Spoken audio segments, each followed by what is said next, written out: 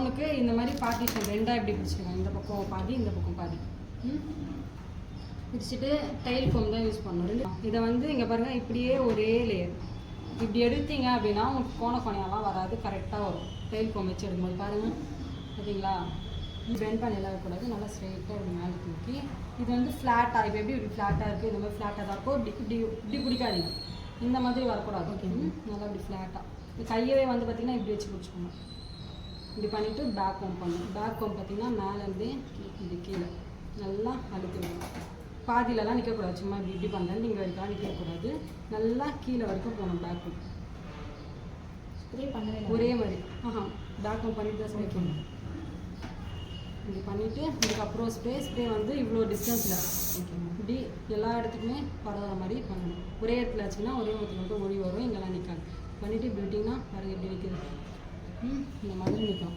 இதை வந்து இப்படி ஸ்ப்ரெட் பண்ணி விட்டுருங்க பாருங்கள், இந்த மாதிரி நிற்கும்.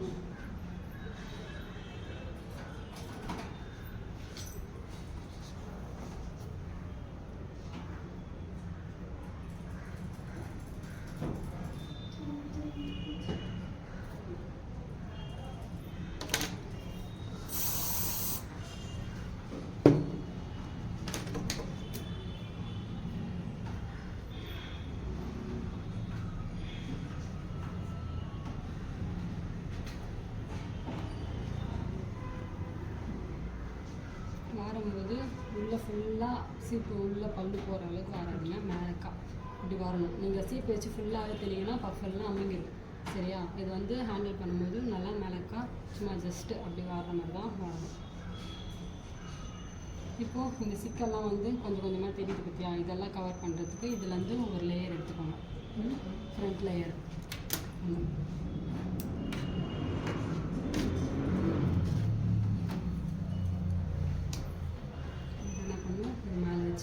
கவர் பண்ணிடலாம். அந்த சிக்காக இருக்கிறது மொத்தத்தையும் கவர் பண்ணிடலாம்.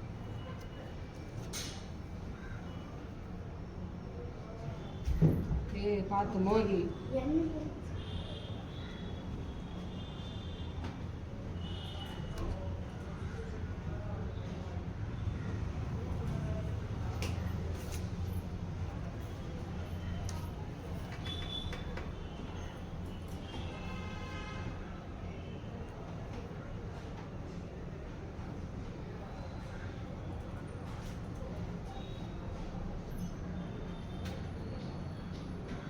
இப்படி பண்ண ஓசி ஸ்ப்ரே ஷைன் ஸ்ப்ரே இதையுமே வந்து மேலே ஸ்ப்ரே பண்ணிகிட்டே வாருங்க.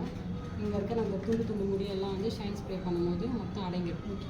அதுக்கப்புறம் க்ரௌன் வச்சதுக்கப்புறமா டாப் வச்சுருங்க மேலே.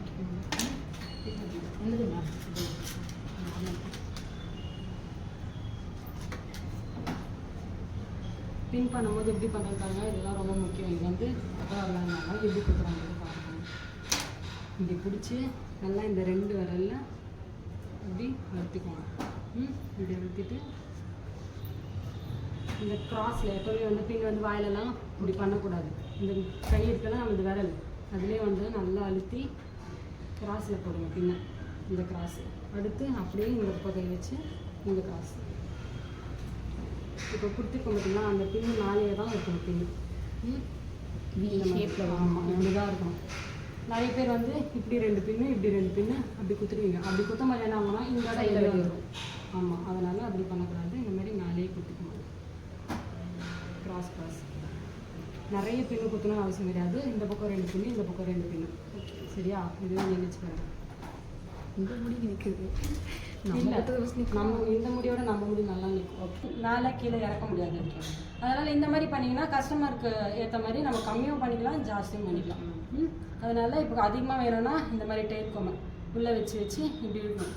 எல்லாத்துலேயும் பர்ஃபெக்ஷன் முக்கியம். அதனால் கண்ணா அப்படின்னா இதை போட்டு இருக்கக்கூடாது. அழகாக இந்த மாதிரி பண்ணி இப்படி பண்ணிங்கனாலே பர்ஃபெக்ட் மேலே வந்துடும். இவ்வளோ தான் க்ரௌன்.